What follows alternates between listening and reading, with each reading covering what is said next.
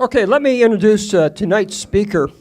We're very excited to introduce tonight's speaker is Steven Stanford, and I found out about him through the Ypsi Historic Museum where he made a presentation, and he's an author that specializes in subjects involving the early auto industry. His presentations include Albert Kahn, Thomas Edison, the Rouge Factory, and Henry Ford. Tonight he's going to be speaking on Henry Ford's influence and the impact throughout rural southeast Michigan in the 20s, 30s, and 40s. So please help me by welcoming scholar Steven Stanford. Please come up.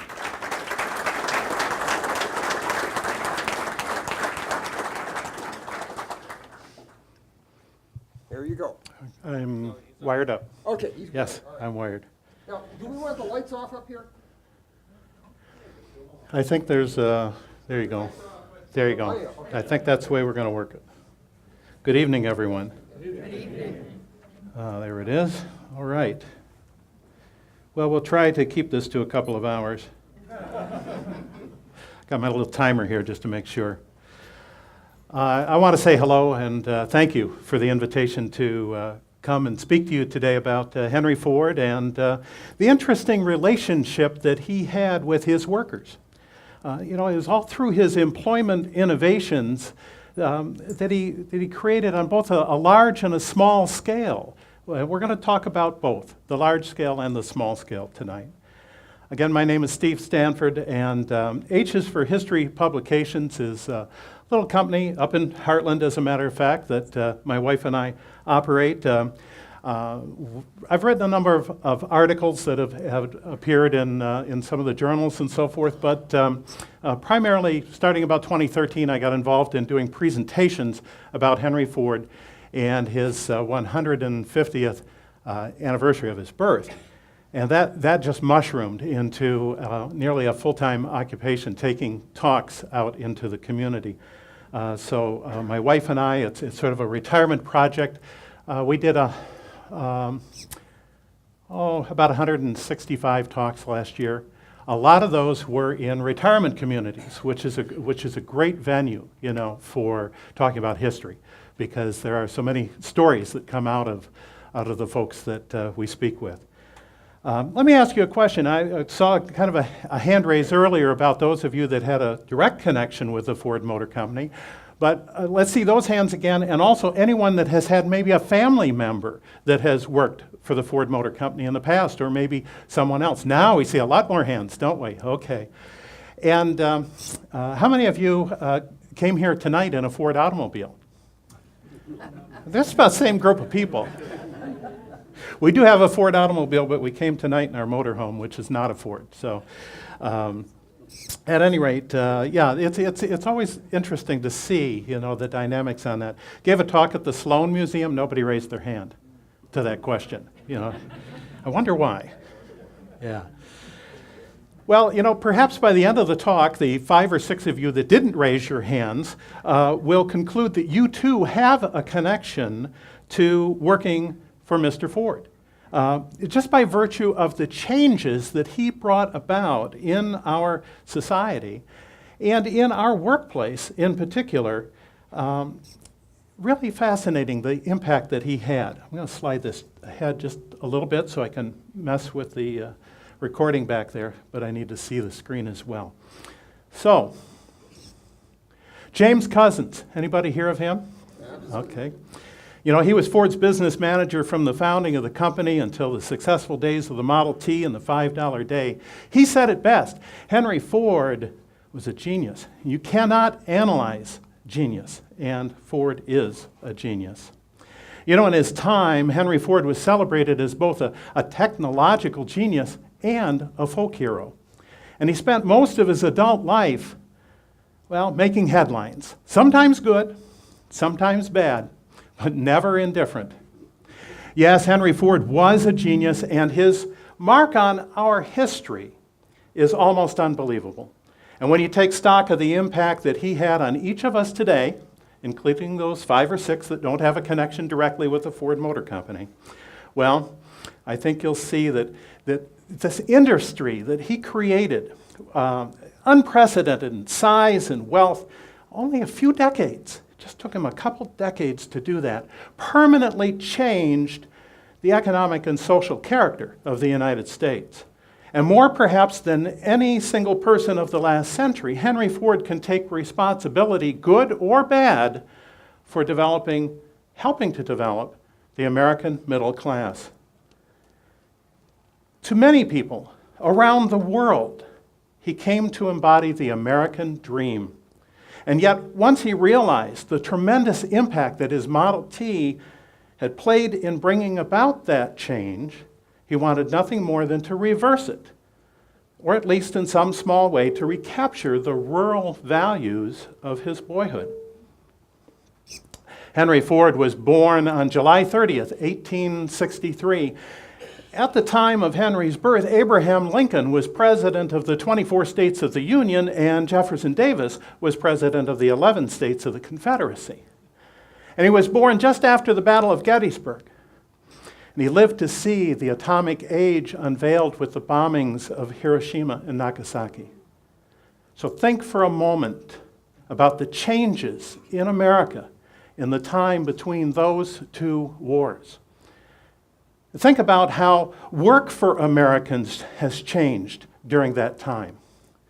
And then realize that Henry Ford had a major impact on those changes.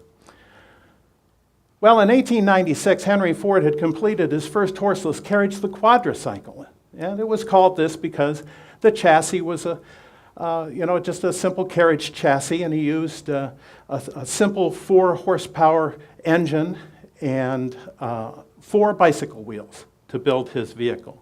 And you might know the story that he built the vehicle in a shed behind his rented home on Bagley Avenue in Detroit. And upon completion of the vehicle, he found that it was too wide to go through the door for its first test drive. Not to be deterred, he took an axe and he widened the opening. The enraged landlord, upon experiencing Henry's invention firsthand, consented to the creation of America's first garage door. So there, he's already impacted many of our lives, right? So like many automotive pioneers, Henry did not work alone. He had a cadre of tinkerers and helpers who shared his vision for a horseless carriage. Unpaid, these men worked alongside Henry, hoping that he would succeed, and in doing so, their success would happen as well. Have you ever worked for someone in an unpaid position?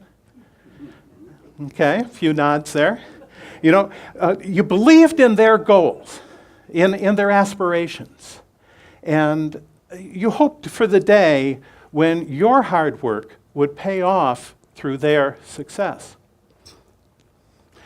Henry Ford did not start out to be a successful producer of automobiles. So during the next 7 years, in that time after the quadricycle, with various financial backers, he attempted with fits and starts to build automobiles for sale to the public. In 1899, he formed the Detroit Automobile Company, which quickly failed after producing just 13 delivery-style wagons. And later he started up the Henry Ford Company. This is going to succeed. It's got his name on it, right? But they quickly ran into problems, that company did. And Henry insisted on improving and tinkering with the prototype he was working on, and saying it was not quite ready to get that vehicle out for production.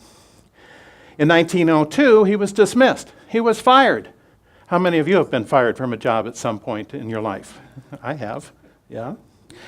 Well, that company was subsequently reorganized by the investors. It's still around today, slightly modified form. The Cadillac Motor Car Company.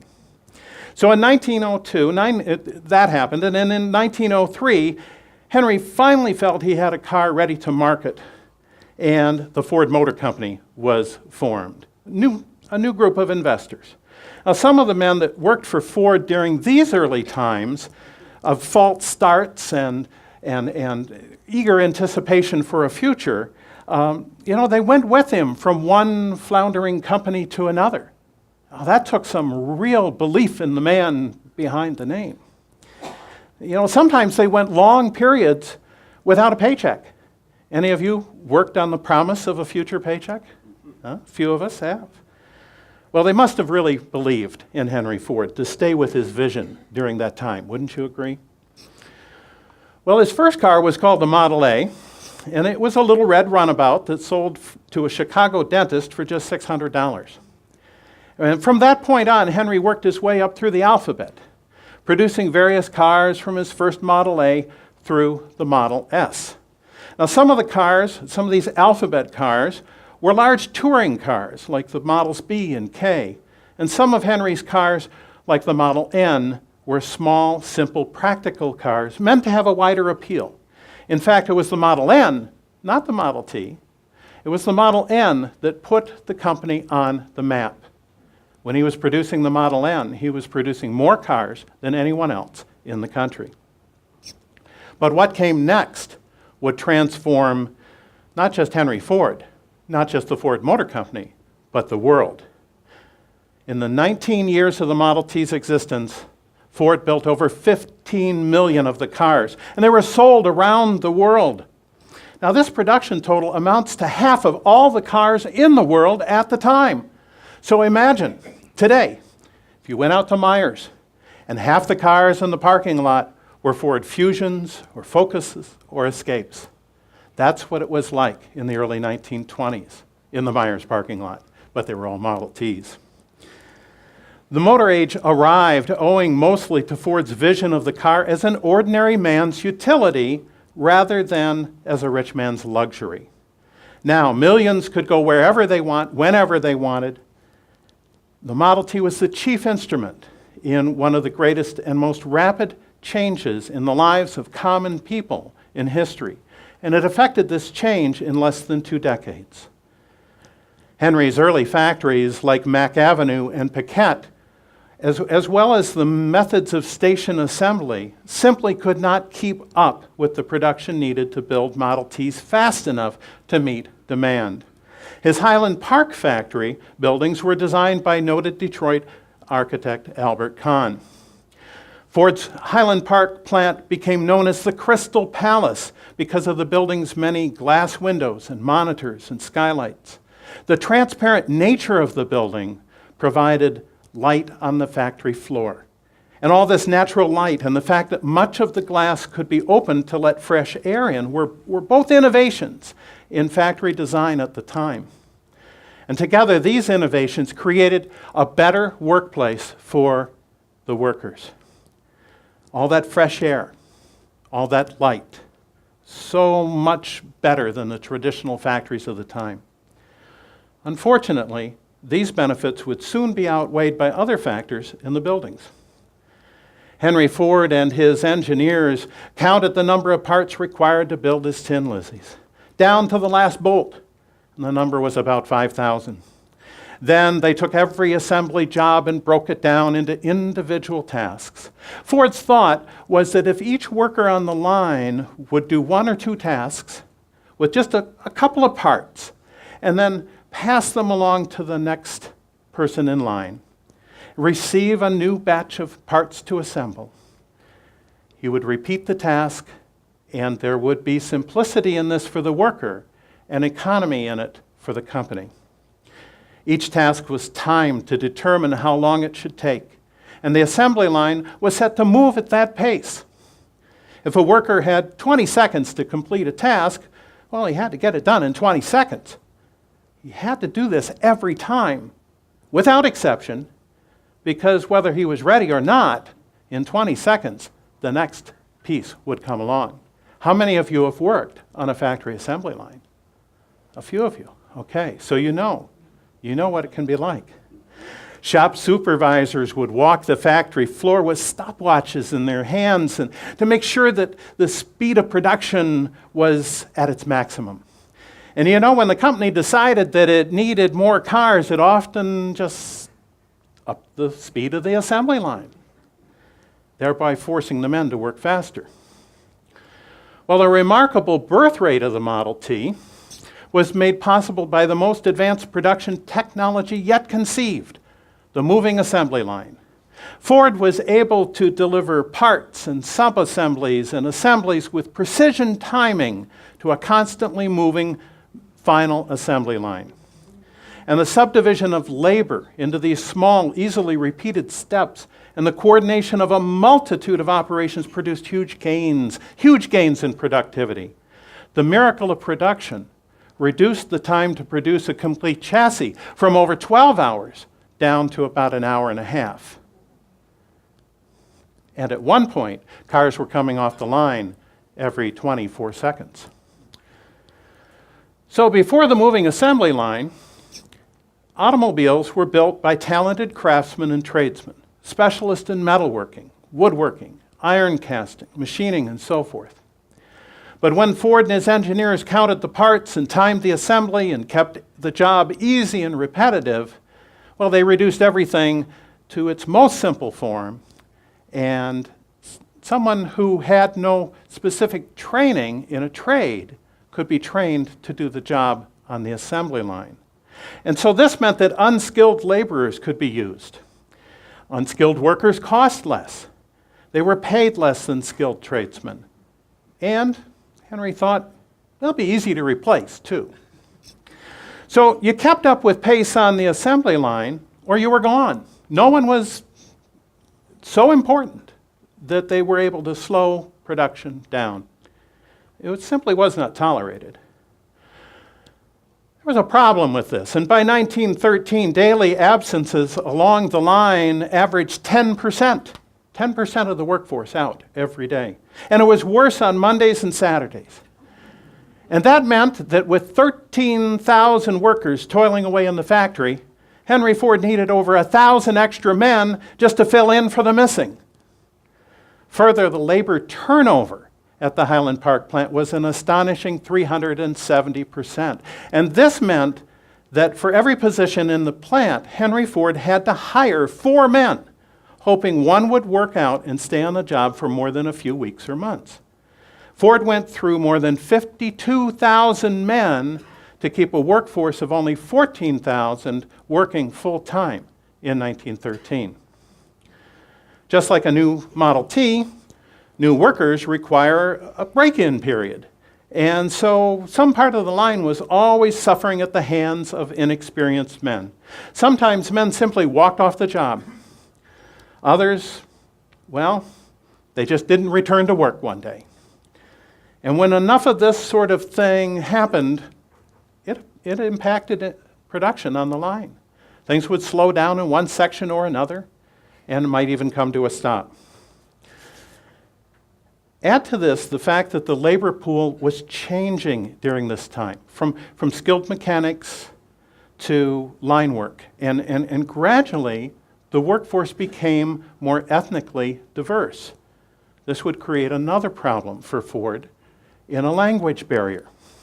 By 1913, the majority of line workers were from Eastern and Southern Europe, and their supervisors were American-born. Language became a barrier to production. There were 109 different dialects being spoken in the factory in 1913. Consider, too, that the quick pace and the repetitive nature of the work was dangerous.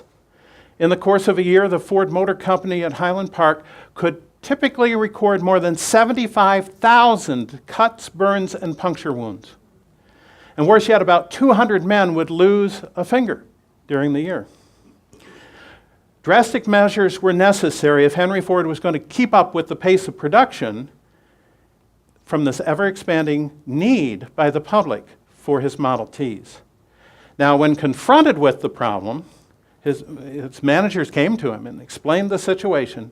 Ford declared that they simply needed to make more men. On January 12, 1914, the Ford Motor Company announced that it would pay eligible workers a minimum wage of $5 per day. By comparison, factory work in Detroit at the time paid at just a little over $2 a day. And Ford was already paying best among the industry at $2.34. For Ford workers, it meant that their wage was going to more than double in a matter of weeks. Ford also announced that it was going to reduce the workday from 9 hours to 8 hours, thereby giving all of his employees an extra hour with their families every day. Now, this would also permit Ford to expand his operations to 3 shifts, where he was running 2 before. And immediately, he created 3,000 job openings by this announcement. 3,000 job openings, what that would do to the headlines in Detroit today if somebody announced 3,000 job openings. Henry's idea was transformative, and the press announcement startled the world. Ford's primary objective was to reduce worker attrition, labor turnover, but the interpretation by the press spoke of a broader agenda. It was big news, and newspapers all over the world reported the story as an extraordinary gesture of goodwill. Overnight, Mr. Henry Ford became a worldwide celebrity. So the $5 day became a successful public relations tool as well. Ford would come to call it the smartest cost-cutting move I ever made. Ford's plan to double typical wages sent shockwaves through other car companies and durable goods manufacturers. They thought Ford was insane and would soon go out of business. They were hoping he'd soon go out of business. Well, in the end, these manufacturers would have to follow suit and raise their wages, wouldn't they? And although at GM, for example, it was a number of years before workers would be paid on par with Ford, and then only as the unions were becoming involved. The $5 day wage was actually a profit-sharing program, and it was a bonus to an employee's basic wage. It came with certain obligations that employees had to agree to meet in order to receive the bonus. Generally, only married men or single men taking care of an extended family were eligible for the pay raise. Women workers, and yes, there were a few in the factory at that time, they were only eligible for the bonus if they were single and supporting a family. Also, men were not eligible if they had wives who were working outside of the home. So how's Henry going to figure all of this out? He's going to have to come to know his employees more intimately. And he does that through his sociology department. Another issue, of course, we talked about earlier, those 109 dialects being spoken in the factory. So the Ford Motor Company established a school with classrooms right in the factory that employees would attend either before or after their shift. And the object of the school was to help immigrant workers become Americanized, or Fordized if you'd prefer, while learning to speak English. The classes were mandatory, and the method of instruction was by practical example. For example, the instructor would hold up a kettle and instruct the class to say, kettle. Kettle? Everybody? Kettle. Okay. And he would repeat it, and then he would place the kettle on the stove and have them repeat, the kettle is on the stove. And so it would go. And it was in this way that his instructors would teach English and also provide instruction on all manner of modern living. Such things as daily hygiene, washing yourself, brushing your teeth, cleaning the house, saving money in the bank, buying a home. All of these were Ford's idealized notion of what people should be doing with their income, how they should live in a modern Detroit. Graduation from the 9-month course was celebrated in an elaborate ceremony where students would arrive in native dress, receive their diplomas, step behind a curtain, and then emerge from this big black melting pot on stage in American dress, waving American flags. The transformation was complete. The $5 day also came with character requirements. And Ford enforced this with a new group at the company called the Socialization Department. Employees in the department, called investigators, would visit the employee's home to ensure that they were living in a way that was acceptable to the company. Sounds rather paternalistic, doesn't it? Would it be tolerated today? No, probably not. Employees were supposed to avoid social ills such as gambling and drinking. They were not to sublet rooms in their rented apartments or in their homes to boarders. They had to live in a clean and neat environment. Employees had to open a savings account, preferably at the company bank, so that they could save for the down payment on a home. And they had to show that bank book to the investigators. Again, sounds paternalistic, but Henry Ford was genuinely, absolutely genuinely concerned about the impact the doubled wage would have on his employees. What would you do if your wage doubled suddenly? There'd be a new car on time in the driveway, wouldn't it? And if you drove a Ford, it would be a Lincoln. Yeah, that would be the impulse, I think. The schools, the programs, the rules, and the oversight of the investigators, they were paternalistic, but they were a real attempt on Henry Ford's part to help his workers assimilate to life in an industrial American environment. Ford even produced a booklet titled Helpful Hints and Advice to Employees, further titled To Help Them Grasp the Opportunities Which Are Presented to Them by the Ford Profit-Sharing Plan. Published in 1915, the 41-page booklet contained many before and after photographs of wrong and right living. The basic rules of qualification for the $5 day were as follows, and I quote, "Every male employee over 22 years of age who leads a clean, sober, and industrious life and who can prove that he has thrifty habits is eligible to share in the profits. Every married man, no matter what age, who can qualify as to sobriety, industry, and cleanliness can participate if he is living with his family. Every young man under 22 years of age who is the sole support of a widowed mother or of next of kin and who leads that clean, sober, and industrious life can participate. All women employed by the company who are deserving and who have some relative solely dependent upon them for support can receive benefits through profit sharing." Further, it cautioned that cases have been brought to the company's attention indicating that some young men, in order to qualify as profit sharers, have hastily married without giving serious thought to such an important step in their lives. Seldom does such a marriage prove a happy one. What year is this? This is 1914, 1915. The booklet went on to tell what to expect of a visit from an investigator, how to tell if the man was truly from the company, because apparently frauds were out there helping to get people to qualify and take their money in the process. Home sanitation was discussed in detail, as was how to properly care for children, the importance of school. Health care suggestions were made, including proper eye care and the importance of brushing one's teeth. Thrift and savings were stressed. The importance of property insurance and life insurance, as well as saving for retirement, were all laid out for the employee. The English school was explained in this booklet as well, and although if you were foreign born, how would you know what this booklet was telling you if you couldn't read English? Regardless of the ills inflicted by the sociology department, by this paternalistic view on how he should remake his employees, the increased wage plan did lead to a stable workforce. And as the workforce stabilized, production increased. So it did exactly what he wanted it to do.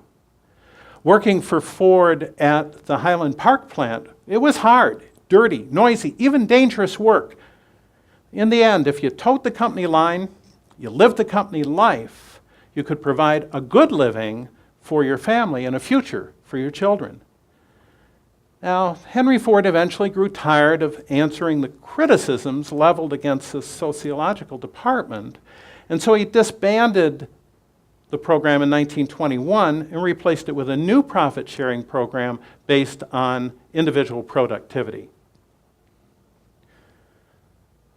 These innovations all worked together, and they were the seed of a change in society that created what we call today's middle class.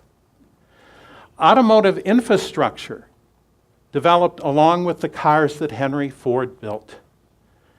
You've got to have roads to drive those 15 million cars on. And just like horses, cars had to be fed. So we saw the development of gas stations everywhere, and jobs were created. As the Tin Lizzies bounced over the rutted tracks of the horse age, better roads were developed. Ford invented the dealer franchise system to sell and service his cars, and as early as 1912, there were 7,000 Ford dealerships across the country, and jobs were created. With these improvements, Americans took to the roads in their Model Ts, and restaurants and motels began to dot the landscape, and tourist destinations were born. Jobs were created. In all of this, Henry Ford, directly or indirectly, put Americans to work. Not just in his factories, but in supporting the products of his production and serving the people that used them. Henry continued to dream and scheme, to plan and create. And what Ford dreamed of was not merely increased productivity, but complete self-sufficiency. He called it vertical integration.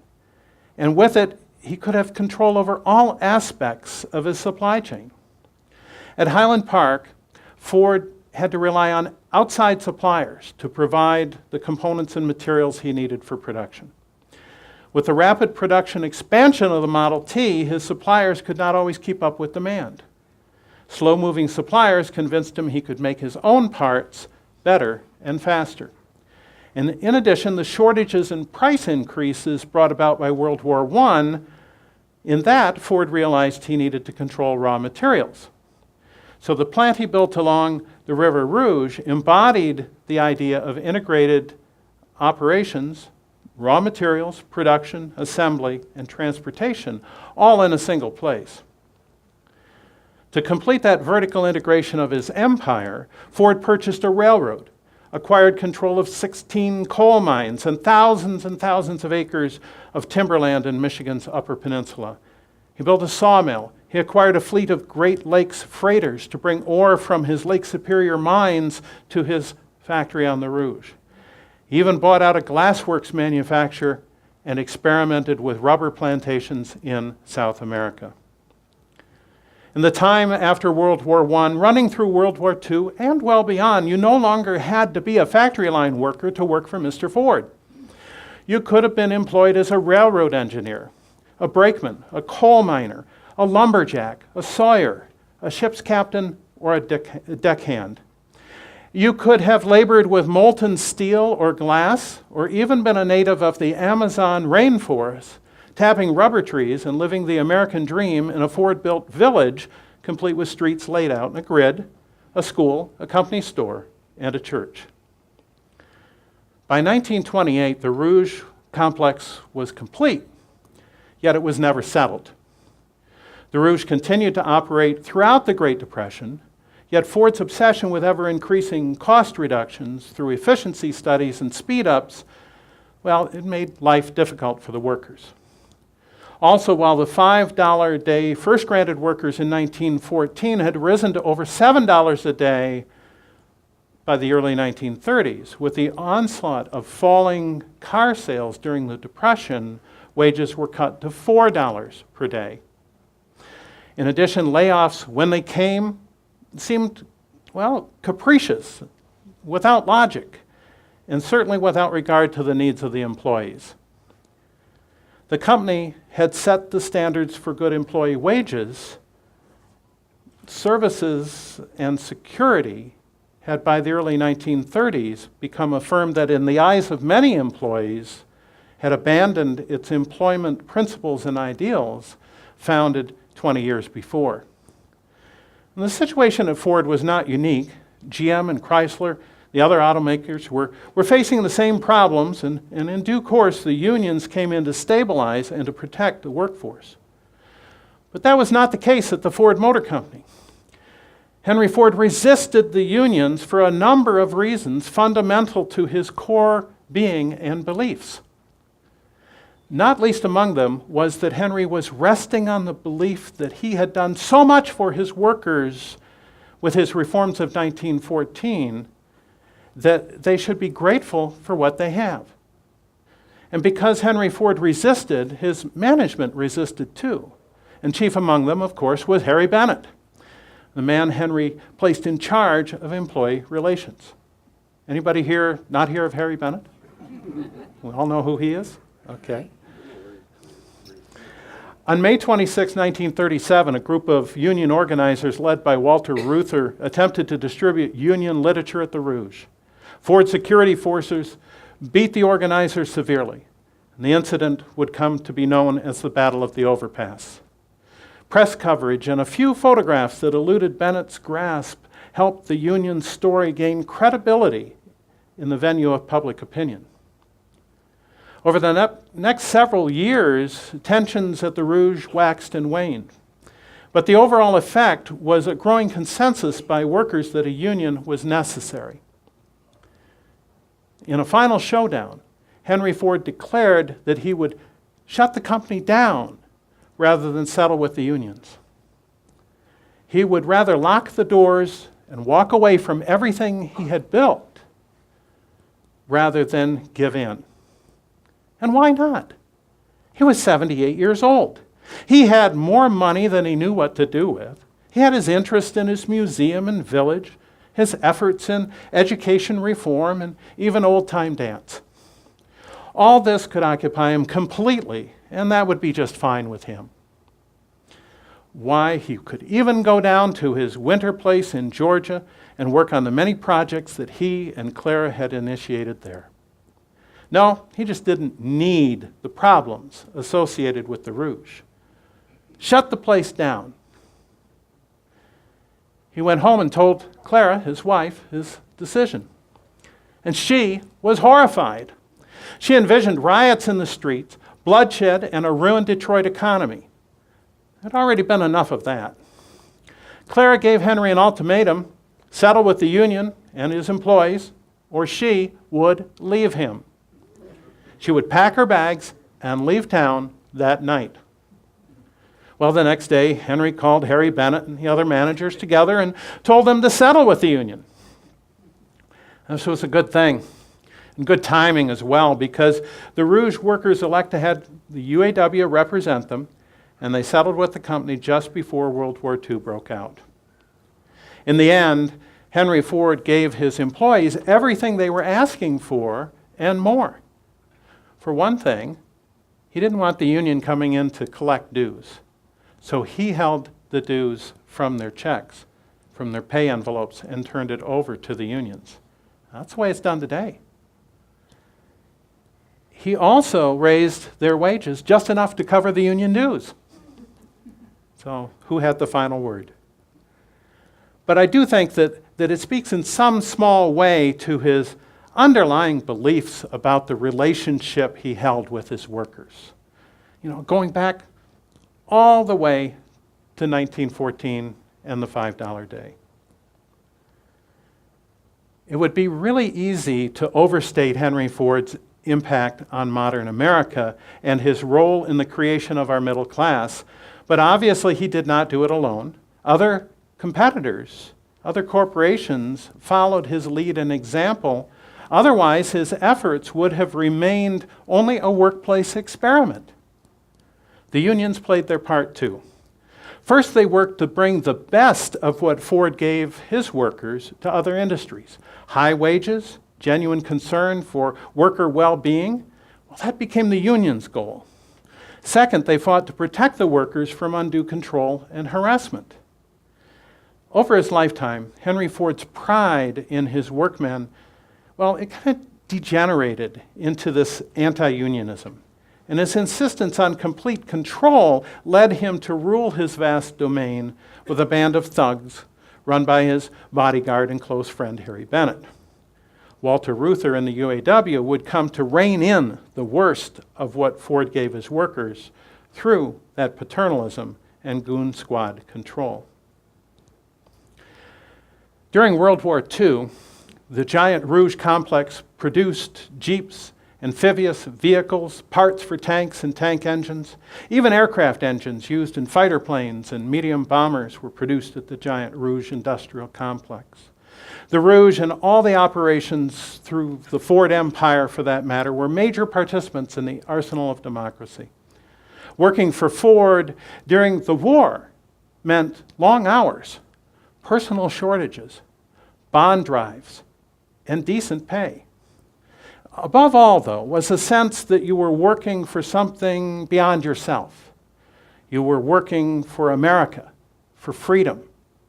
You were working to bring your father, your husband, your boyfriend, or brother home from the war.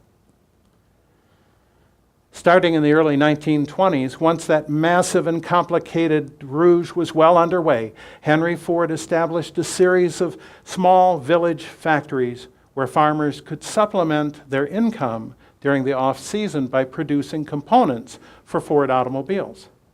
Known today as the village industries, these facilities were also an opportunity for Ford to experiment with water power and with social engineering, as you'll see. Like virtually everything that Ford undertook, the reasons for the village industries were several and layered.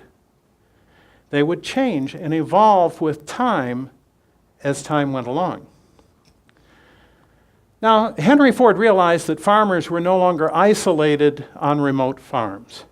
The Model T had heralded an age of mechanization for the farm. Model Ts were used to transport the farmer's family to town, but more importantly, to transport his products to market.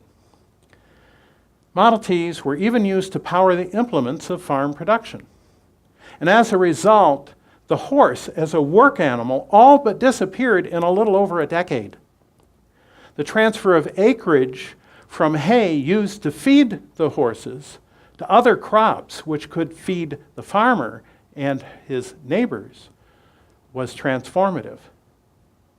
National food prices fell, forcing farmers to find more efficient and economical ways to produce America's food supply. Thus, the cycle of innovation and change, one of ever-increasing yields and better methods of modern farming, were born as a result. Henry saw this as yet another opportunity to apply his social engineering to the world around him. And so were born the village industries. Now, the powerhouse that Henry Ford built at his estate, Fairlane, was the prototype for his village industry mills. It was built in 1914. The design of this water-powered electric plant reflected his love of nature and technology. One seed for the idea of the village industries came out of the vacation trips that Henry Ford took with Thomas Edison and Harvey Firestone. As these three vagabonds would travel the back roads and backwoods of America, they would encounter streams. And as a mental exercise, they would calculate the amount of electricity that could be generated by the flowing water. Firestone would examine old mill buildings and imagine how they could be repurposed into modern factories. And so the topic around the campfire in the evening often was the concept of village industries, and they were developed through that process. Henry Ford also felt strongly that rural life had many positive attributes. At the same time, he recognized that the promise of high wages and steady work in his factories was encouraging young people to leave the farm for the city. Ford knew, too, that the proliferation of urban industrialization was creating its own set of problems in the city. Pollution, overcrowded housing, chief among them. Back on the farm, Ford realized that mechanized farming had made life easier and more productive for the farmer, perhaps even leaving him with some idle time, especially during the winter months. That was Ford's belief, at least. Any farmers out here that would dispute that? There we go, absolutely. It was with all these factors in mind and these concerns that Henry had for society that he developed the Village Industries program as a way of bringing manufacturing jobs to the countryside. His hope was that this would allow farm residents to reap the economic advantages of a factory job without having to leave their agricultural roots. Henry Ford also hoped that the Village Industries program would help maintain the idealized rural settings and lifestyles that he remembered from his boyhood. And at the same time, another layer was that Ford intended his village industries to be an integral part of his manufacturing empire. The goal was then to provide cost-effective and reliable parts for Ford automobiles. Well, today, a number of Ford Village Industries are still available for us to experience. They are immersed in the suburban sprawl that is southeast Michigan and in the farmlands that work out to the west beyond. In Henry Ford's time, they were the centerpieces of the rural communities fortunate enough to have been selected as sites for Henry's great experiment in factory work. Between 1919 and 1944, Ford operated some 20 village industries. Henry's stated goals were to ensure that the values and experiences of a rural way of life were preserved. The need for workers at his massive Highland Park and Rouge factories and the draw of the famous $5 a day wage had drawn many young, competent men off the farms into the life of a crowded and dirty city. And Henry's response was to create opportunities for farmers to have jobs at small plants located within their communities. At these small factories, parts for Ford cars could be produced and local people employed close to home and farm. Many of the Village Industries factories were adaptive restorations of 19th century grist mills. Initially, the concept was for farmers to work the plants during the winter when farm fields were covered with snow. The problem, of course, is that automobile parts were needed year-round and a farmer's work was never really done. So if the plan would not work in that way, perhaps it could serve as an employment opportunity to keep young men of the community living and working near their family farms and available to help out on the farm when needed. And this worked to an extent, but it was still not quite a working formula for success. In the end, it would be the Great Depression that would create a workforce ready, willing, and able to work full-time in Henry's village industries. And beyond that, it would be World War II that would create the demand for production that would see the village industries concept thrive. Ford also experimented with alternative employment by providing opportunities for the blind and other disabled individuals in the small factory settings of the village industries, as well as at the Rouge. So in many ways, the Village Industry Program was an opportunity for Ford to experiment with production techniques, power production, labor relations, and employment practices as well. More social engineering. So time does not permit us to examine each of these 20 sites. I'd written up a little description of each of the sites, a bit of their history and where they stand today. And I've been on the road the last few days, so there was a confusion about getting it here in an email that could have been printed for you. So what we've done is we have a sign-up sheet in the back. If you want to leave your email address, I'm going to get a PDF of that list. It's about three and a half pages long. You can look at it on a computer or print it out at home. So leave your email if you're interested in that, and they'll get it out to you. And then you'll be on their email list too. And that might not be a bad thing. So I apologize for not having those with you today. We're going to look at a few of the sites, though, that kind of give you an idea of just how diverse this experiment turned out to be. The Greek Revival Dundee grist mill was built in the 1850s.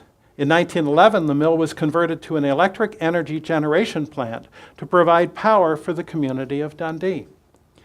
The mill was bought, restored, and expanded by Henry Ford in the 1930s, and then it produced copper welding points for the Ford Motor Company up until Ford closed it in 1954. Ford's village industry single-handedly lifted the effects of the Depression from the backs of Dundee's citizens. The building operates today as the Old Mill Museum. It's interesting to note that the stone portions of the building, as it exists today, were actually excavated from the riverbed when it was deepened and reconfigured by Ford during the construction of his factory. He didn't want anything to go to waste, which was another aspect of Henry Ford, a whole nother subject. This is the Macon Mill.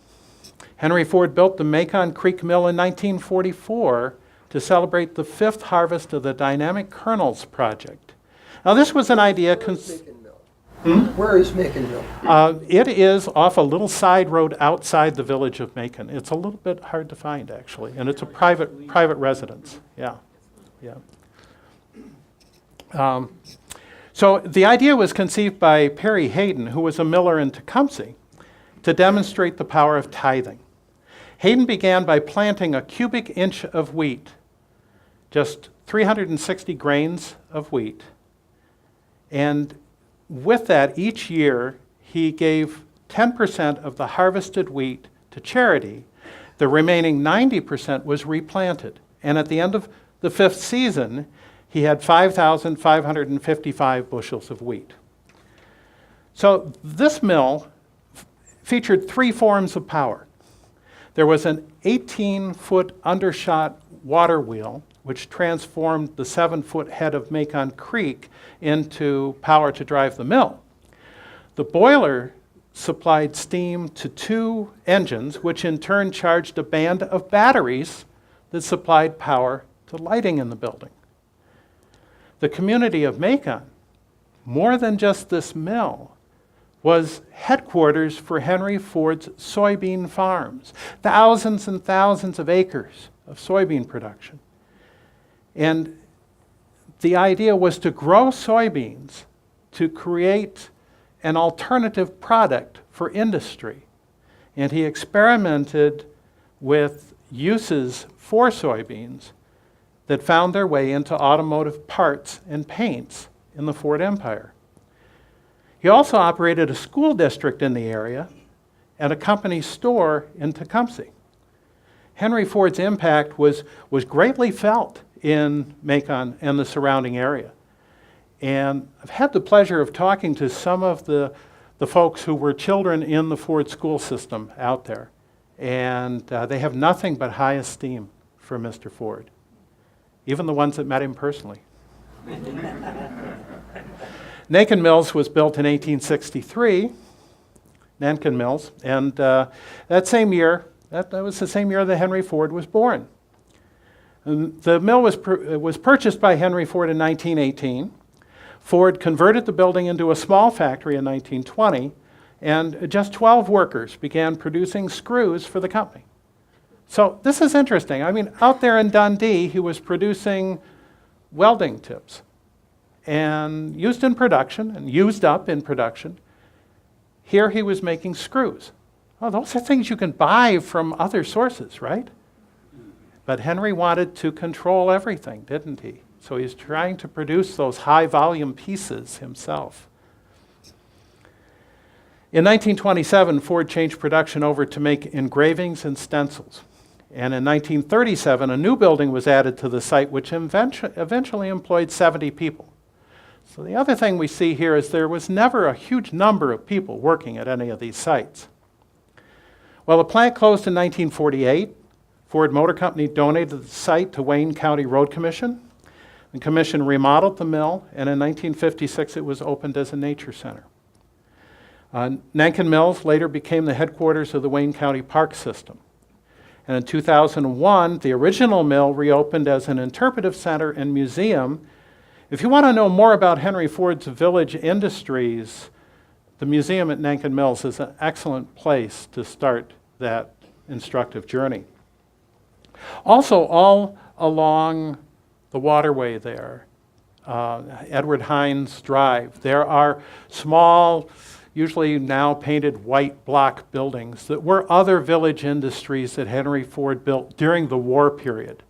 And some of those had some rather unique productions and employment methods experimented with in those buildings.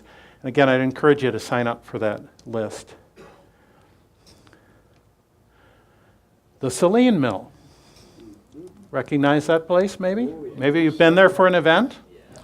Yeah, Weber's, or Weller's, rather? Yeah. So the salt springs bubbling next to the river gave Saline its name.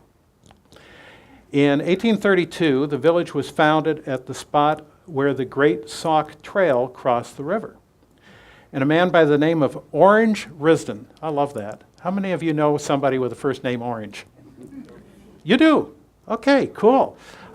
When I discovered that, I thought, man, I wish I'd named my son Orange instead of Apple. So the Greek Revival Saline Mill, which eventually became a Ford industry plant, was built by Haywood Schuler in 1845. And it served as both a flour mill and a sawmill for the community. Now, you got to wonder how they kept those products separated, or if maybe the bread just had kind of a woody taste. The mill was purchased by Henry Ford in 1937, painstakingly restored, and a glass-walled enclosure was built to create a display for the water-driven generators used to create power that he needed to run the plant. And this was a common theme at many of his village industry plants. He loved to show off the technology at work. The Saline Mill was used from 1938 to 1946 to process soybean meal into oil for production of plastics. And the mill also produced soybean-based camouflage paint during World War II. Ford also used a Greek Revival building across the road as a school for his employees' children. The mill is, again, now called Weller's, and it's a wedding and banquet facility. Henry Ford would use the Northville site to produce exhaust and intake valves for his car and tractor engines. Of the many village industries that he operated throughout southeast Michigan, the valve plant was the first to open and the last to close. Ford purchased the grist mill in 1919. He refigured the mill to produce engines, valves, by moving machinery from the Fordson and Highland Park plants. Existing operations moved out to Northville. In that old mill building, and up until 1936, he produced 180 million valves. In 1936, he replaced the mill with the building that's now standing at the site. And like many of Ford's facilities, it was designed by the great Detroit architect Albert Kahn. Within this new and larger building, as many as 400 people were employed, including my grandfather. And at one time, over 150,000 valves were produced every day. It closed its doors as a Ford Motor Company factory in 1988. The building was sold. It's been renovated into office space. And it's now known as Water Wheel Center, with the Canadian spelling for center.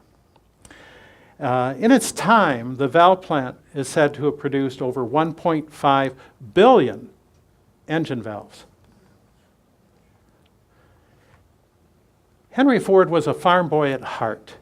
He sought to preserve the rural way of life for the 20 small communities he chose for his village industries. Ford also sought to leave his impact on those communities by supporting and promoting his social initiatives and his reforms. Ford promoted old-time dance by sponsoring community square dances. He encouraged the building of birdhouses in the villages to attract birds for insect control.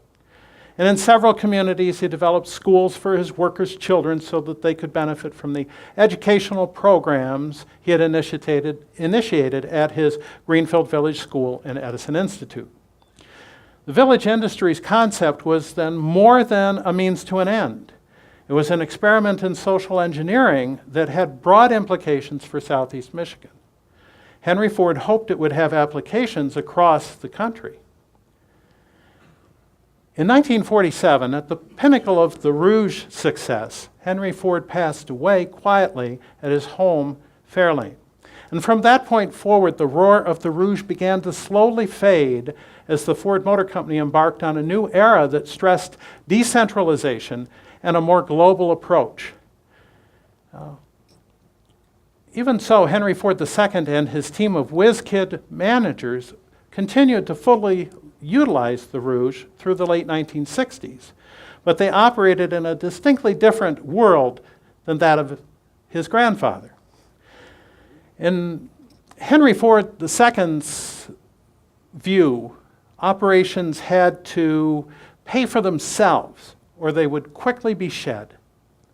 Bottom line profitability was more important than having control over all aspects of building an automobile. And the company grew to rely more and more on an ever-increasing number of suppliers. It gradually began to extract itself from its support industries such as mining, lumbering, glassmaking, and finally steelmaking in 1981. And in 1981, the Ford gave up ownership of all Rouge River frontage and boat docks, as well as 45% of the original 2,000 acres. Well, the end of many of the village industries also came with the death of their benefactor. Henry Ford II had been president of his grandfather's company for 2 years, and for the grandson, the profit and loss balance sheet was more important than his grandfather's social experiments.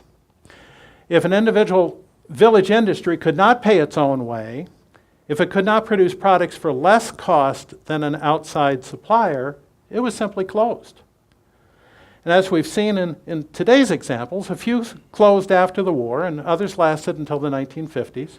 A couple went beyond that, but by 1988, the last village industry, Northville, was shuttered. Thankfully, a number of the mills live on as a testament and reminder of the grand social experiment we know today as Henry Ford's Village Industries project. These sites exist in contrast to what remains of the Rouge, once the largest industrial complex in the world. Henry sought to gain control, total control, over automobile production through that vertical integration, but at the same time, this concept of small village industries was a major component in his thinking. And it's incredible that these two diverse and completely at odds with each other methods of production came out of the same tinkerer turned titan's mind. Henry Ford employed African Americans from the earliest days of his company. And it was his desire that they have the same opportunities and pay as any other worker. In the $5 a day times, through the union struggles in the 1930s and beyond, the Ford Motor Company provided one of the best opportunities for people of color to find good paying jobs. Henry went to pastors at a number of the major black churches in the city of Detroit and asked them to refer young men of character to him so that he could employ them in his factories.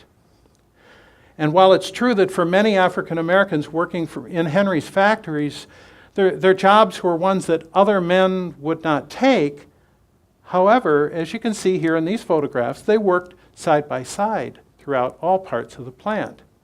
In fact, in Henry's Richmond Hill, Georgia operations, while he did not directly confront segregation, he insisted that white and black workers labor together.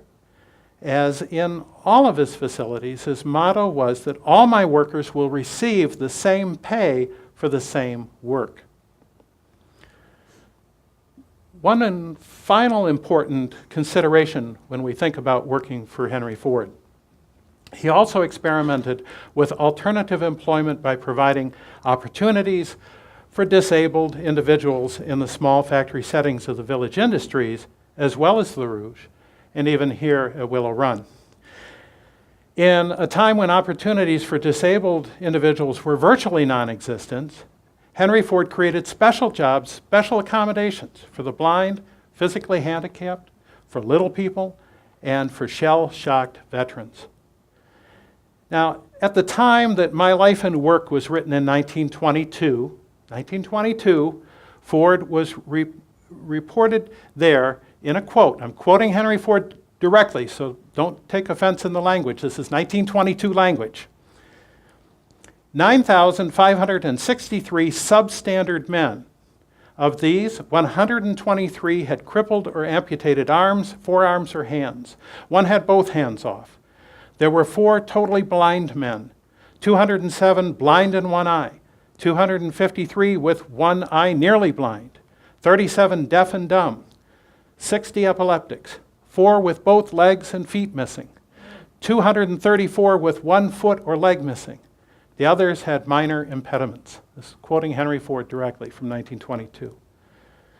In several situations, he created entire village industry facilities to accommodate specific needs, like the Cherry Hill site for shell-shocked veterans. So for many then, working for Ford meant having a job and caring for your family in an environment where you would not have been able to work for anyone else.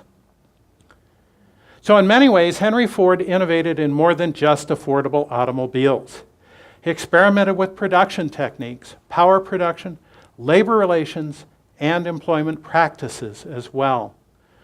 The consumer ethic and middle-class lifestyle we live today it's heralded around the world as the American way of life.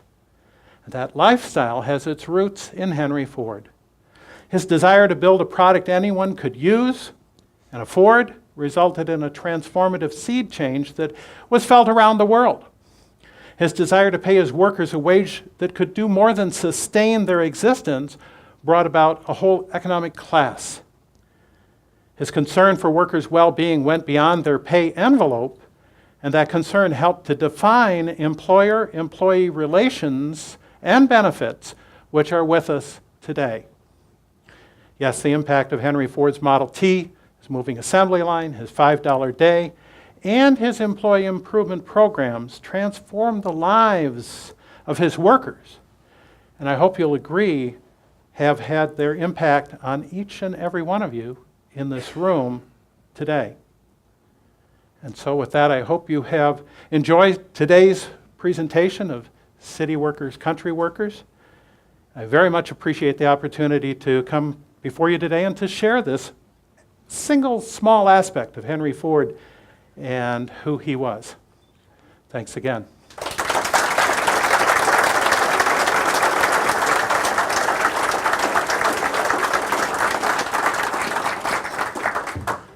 And time for questions? absolutely. We ran a little long, and I apologize for that. But if there's someone, anybody that needs to leave, that's great.